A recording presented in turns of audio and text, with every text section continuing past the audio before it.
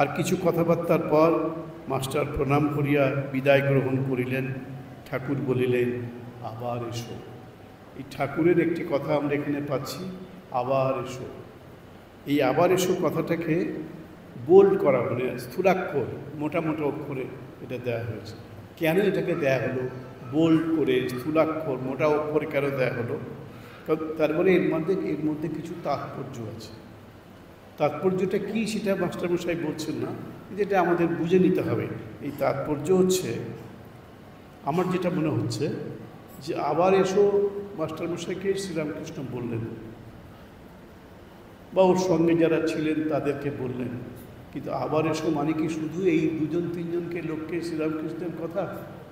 শ্রীরামকৃষ্ণ তো এমন একজন ব্যক্তি, আমরা ক্রমশ জানতে পারবো, ইতিহাসে দেখতে পাবো, শ্রীরামকৃষ্ণ এমন একজন ব্যক্তি যিনি একটা গোটা যুগকে পরিচালনা করবেন, একটা গোটা অঞ্চলকে, এই দেশকে তিনি পরিচালনা করবেন তার চিন্তার মাধ্যমে, তার ভাবনার মাধ্যমে, তার কথার মাধ্যমে। একটু আগে বললাম তার যে কথা বিধৃত হয়ে আছে এই গ্রন্থে, যার নাম কথামৃত, সেই গ্রন্থটিকে এখন বলা হচ্ছে সর্বোচ্চ ধর্ম সাহিত্য এবং সর্বোচ্চ জীবনী সাহিত্য। তো এই যে ব্যাপারটা দেখছি, এইসবগুলো এই বইটার মধ্যে ধরা আছে, ইতিহাস। শ্রীরামকৃষ্ণ বলছেন আবার এসো। আবার এসো মানে তিনি শুধু ওই দুজন তিনজন লোককে বলছেন না, তিনি ওদের মাধ্যমে গোটা পৃথিবীর মানুষকে বলছেন আবার এসো। একবার নয়, বারবার এসো। একবার এসেছো এখন, একবার না, বারবার এসো। অর্থাৎ আমরা যেন শ্রীরামকৃষ্ণের কাছে বারবার ফিরে আসি, এটাই এর তাৎপর্য। ওই জন্যই বোল্ড, গোটা গোটা অক্ষরে বড় বড় অক্ষরে ছাপিয়ে দিয়েছে। ওখানে শুধু সেদিনের এই তিনজন লোককে শ্রীরামকৃষ্ণ বলছেন না এসো, তিনি সমগ্র মানব সমাজকে যেন আহ্বান করছেন তার কাছে আসতে।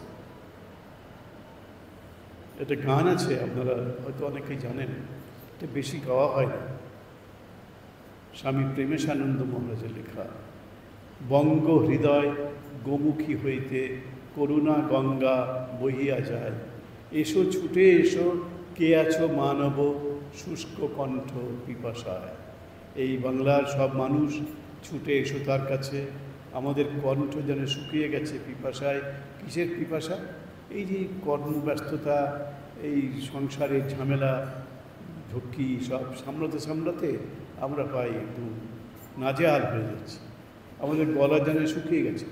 তাই সেজন্য বলছেন বঙ্গ হৃদয় গোমুখী হইতে করুণা গঙ্গা বহিয়া যায়, এসো ছুটে এসো কে আছো মানব শুষ্ক কণ্ঠ পিপাসায়। খুব সুন্দর গান, স্বামী প্রেমেশানন্দ মহারাজের লেখা।